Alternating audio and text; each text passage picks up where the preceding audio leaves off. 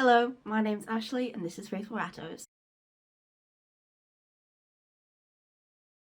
So the title of this video is, I don't know what I've titled it yet, but I just need to sort of update you on everything that has been going on here.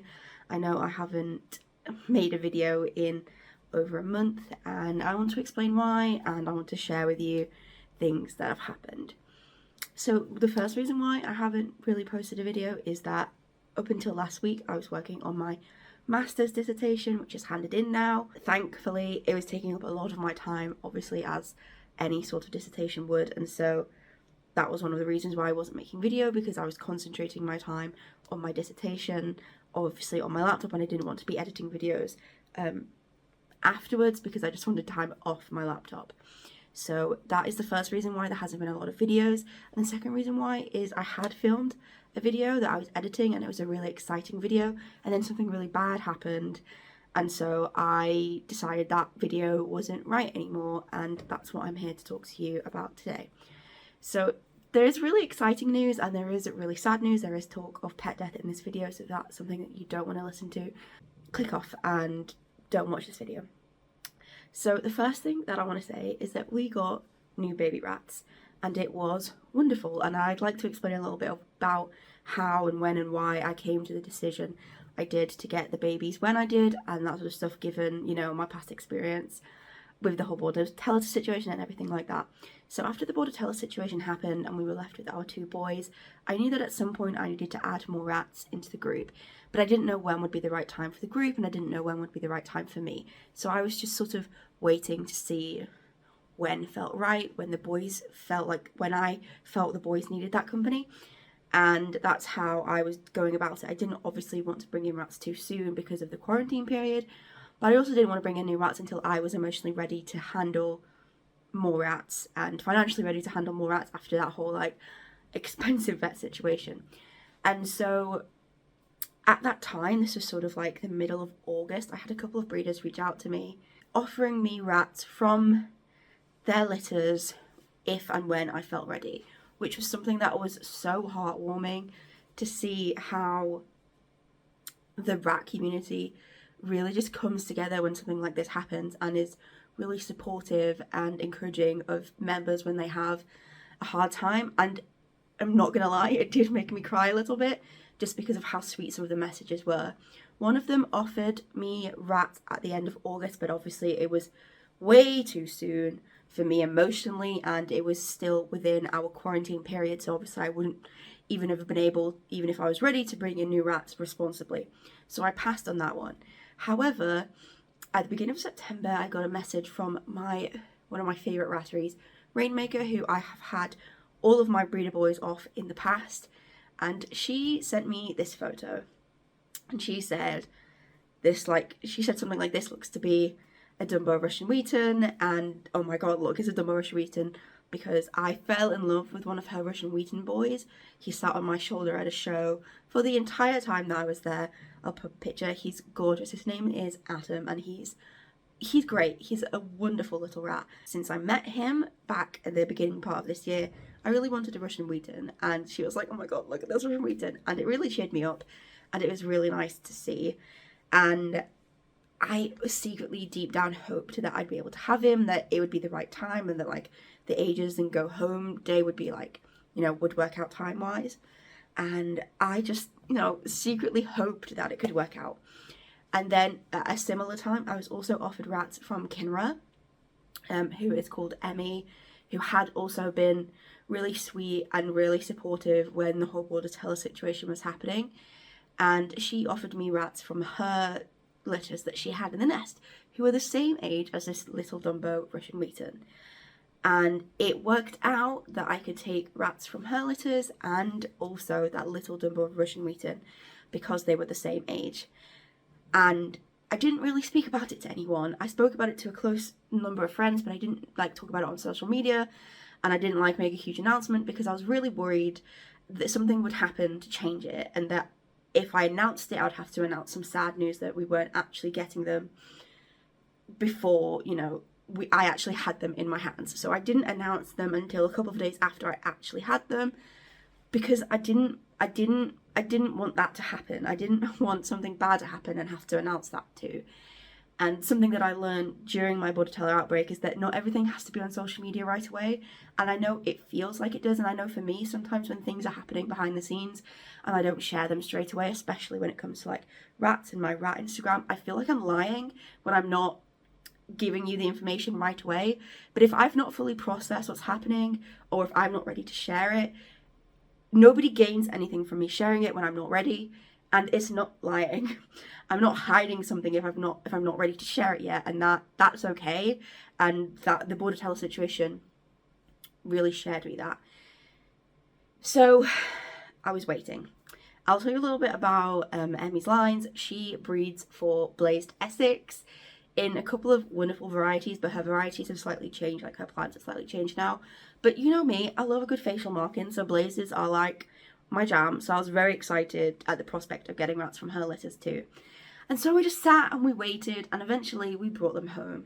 I'll insert a clip now of me introducing the boys and me explaining their names, because their names have a really special place in my heart. I really thought a lot about names. So yeah, I'll put those clips in of me talking about their names and introducing them to you. Hello everyone. So I managed to get, the big boys are asleep at the moment. They're out in free room, but I managed to get all the babies whilst they're awake. They're all in this little log-shaped hammock. Actually, oh god, Bentham's awake. Anyway, so first up is Tushy. So this is Tushy. He is a chocolate American cinnamon Essex Dumbo. He is super confident. I'll put him back in there. He is super confident. He's the littlest out of all of them, but the bravest out of all of them, which I think is really funny. I don't know whether you could tell from that, but I'll put in a picture. He has odd eyes. His right eye is red and his left eye is ruby, very dark ruby, and he is just absolutely wonderful. He is from Kinra, and his parents are Albus and Puddle. Yeah, Albus and Puddle, and his litter name was the Addles. He also had last week a little bit of a staph infection, which is why you can see he's got a little bit of a bald spot. It's all healed up now, but he's just waiting for his fur to grow back. As you can tell, he's very brave. He's my little bestie. He's very sweet. He was known, Emmy sort of in her notes had him down as the Choxin with the Christmas tree marking. I think it looks a bit like an arrow, but it does also look a bit like a Christmas tree. We had considered naming him Pine for that reason. Hello. Hello. And this little guy, come on. This little guy, he is a Russian Wheaten Dumbo. His name is Plum. Why is he, what? His name is Plum. He is from Rainmaker, so he's related to all of my Rainmakers. He is sort of middle of the ground when it comes to personality. He has the silliest Dumbo ears. I'll add in a picture, he's always had silly ears since his ears unfolded. And he's just lovely. He is the Tushy's coming out. Now Ezio, who I'm going to show you now, is the most reserved out of the group. Ezio. Come on, Ezio.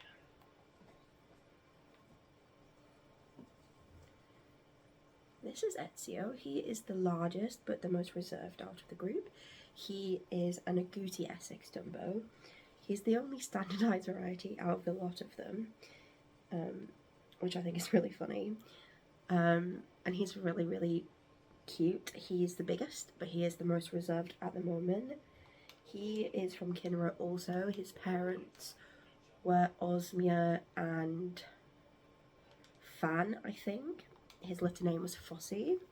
His the litter was called the Fossies. Yeah, so I'll tell you a little bit about the names as well while we're here. I think Bentham's coming. This is not good. So Plum is actually named after... Hello! Plum is actually named after Rosen. Rosen was a little ratto that we had in 2021. He passed away 8 weeks old. He was a rainmaker and he was a Wheaton. He wasn't a Russian Wheaton, but he was a Wheaton. And I have a list of names, and on it I had put Plum, and I wanted to use it as a name, like a memorial name for a Wheaton. And it comes from the fact that Michael Rosen is an author, and that's who Rosen was named after. And Michael Rosen is a children's author, as you might know, and he posts his children's poetry online, like him speaking it. And somebody made a YouTube poop, which is just like a really funny bad edit of him saying plums in a very funny way, and that's why he's called Plum. I don't know what Bentham is doing up there. Tushy is a Yiddish word that means butt. I just thought it was very cute. And Ezio is after Ezio Auditore from the Assassin's Creed universe. They all have show names as well. So Ezio's show name is Kinra, Umbra di Firenze. Tushy's is Kinra Buttslap. And Plum's is Rainmaker Going on a Bear Hunt, because Michael Rosen also wrote that book. So yeah, that's all the boys. So if you've been watching my channel since I started, you might know this. We lost a kitten at 8 weeks old from the first lot of breeder boys that we had, and it was really, really sad. It was the first loss that I had experienced, and I just didn't expect to lose a kitten. I don't think anyone really does expect to lose such a young animal, but we experienced it, and it was difficult, but it was also easier, I guess, in some ways from another loss when you've known the rat for like a longer period of time. But yeah, that happened, and it happened again. Plum, who was the lovely Dumbo Russian Wheaton from Haley, he started to seem off with me. Now, I couldn't really put my finger on any particular symptoms. He just seemed off. He just didn't seem okay. And I didn't really know why. I didn't know what, why, when, what was going on, why he was feeling unwell, and there was no specific symptoms. However, in the week prior to this, so with baby rats, you have to feed them extra protein so that they're able to like properly grow. And so I had been feeding extra protein. I'd fed sardines, a little bit of steak, and a chicken bone from KFC, which rats love to gnaw on bones. So I fed those to the boys, and every single time, Plum regurgitated like a grey mush. Now, rats don't vomit, they don't regurgitate, so if that was happening, that meant he had to have been choking, or like, you know, it had to have come up from a choke incident, or it didn't make it all the way down. We don't really know what's going on. It's very strange. Happened 3 times, and I stopped after the 3rd time. I was like, actually no, I'm not going to give them any more food like this. He seems fine with the normal mix, but I can give extra protein in dry food. I'm not going to risk this because this seems like to be like a thing. And so the last time that happened was with the chicken bone on the Tuesday, and on the Thursday is when I noticed that he was feeling off, and there was not really many symptoms necessarily. He just was a little bit less energetic and just a little bit not himself. And so I reached out to my vet, and she said, give him some Metacam, and if he's not perked up by the end of the day, I am sort of in the area and I might be able to come and see him later on. And he perked up, and I didn't really think anything of it after that. But then the next day he was unwell again, and now he seemed more uncomfortable. He was puffy, and he just looked uncomfortable. He looked not in pain necessarily yet, but uncomfortable. And so as things sort of developed and no particular symptoms ever arose, we decided we needed to figure out what was going on. And so he got an x-ray, and the x-ray gave us pretty much the worst news possible. And that the emergency vet that I saw, and also my beloved Adele from Where the Small Things Matter, my mobile small furry vet, both of them agreed that there was fluid in his chest cavity. Now, this isn't something that is easy to treat, and it isn't something where the treatment is easy on the body. It's a very aggressive treatment that's needed to have any hope of saving an animal after this. And by the point that we had gotten the x-ray, and the next day when we were deciding on like what should we do about this, he was just so uncomfortable, and he'd almost gone into respiratory distress, but it just seemed he was in a lot of pain. And I didn't see a world where we could aspirate the fluid, find out what it was, choose an appropriate treatment, put him through all of that treatment, and in most cases, fluid in the chest cavity isn't something that you can do anything about. You can try and treat it, but often, sadly, the animal just passes away anyway, or gets to a certain point where they have to be put to sleep. And I didn't want to put this little baby through that. I couldn't do that on the small chance that he might get better. Now, I could go into a whole thing about when to put to sleep in my whole point of view of that. I probably will make a video on that, because I feel like I might have a different perspective than maybe you've seen online before. But I just couldn't let him go through what he was going through, and so we decided to let him go. And it was literally the worst thing that I was worried about with these new kittens is that one of them was going to pass away. And it happened. And I have not really let myself cry about this, because the anxiety and just wanting to properly deal with myself and make sure everyone else was okay, which it is. Fluid in the chest cavity is very, very, very unlikely to be something contagious. It's usually a congenital birth defect, or some other sort of like organ failure, depending on what the fluid is. And so we lost another rat. And it doesn't feel fair, because we lost so many back in July, and I thought maybe I would get some good karma from the rat gods, and maybe I could just enjoy having new babies. But that didn't happen. And I didn't want to cry in this video, because the boys from Kinneret are still here. They're amazing. Tushy is one of the sweetest rats ever. Ezio is just so gorgeous and so pretty and such a lovely rat.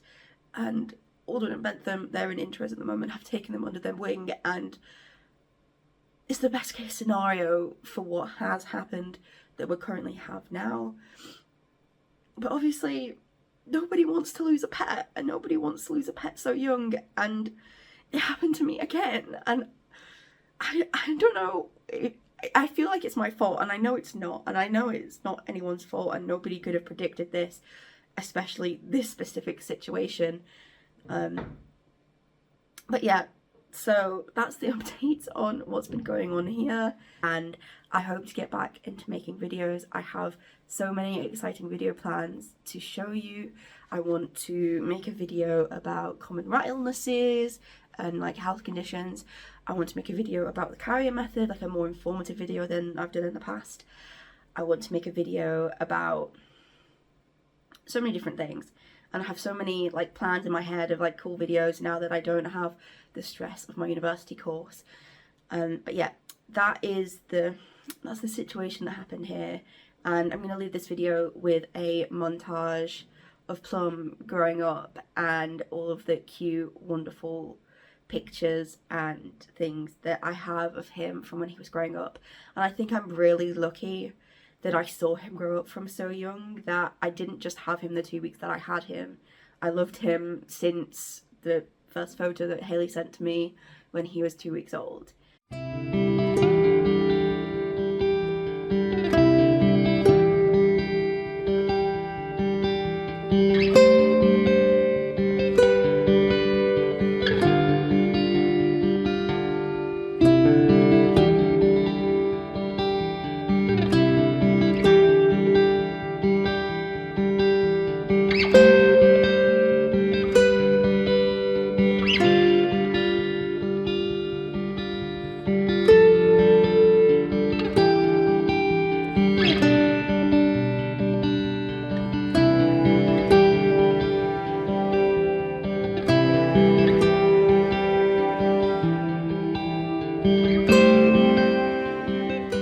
For watching this video, and I hope you come back, and I hope you stick around, and I hope you subscribe. See you later. you.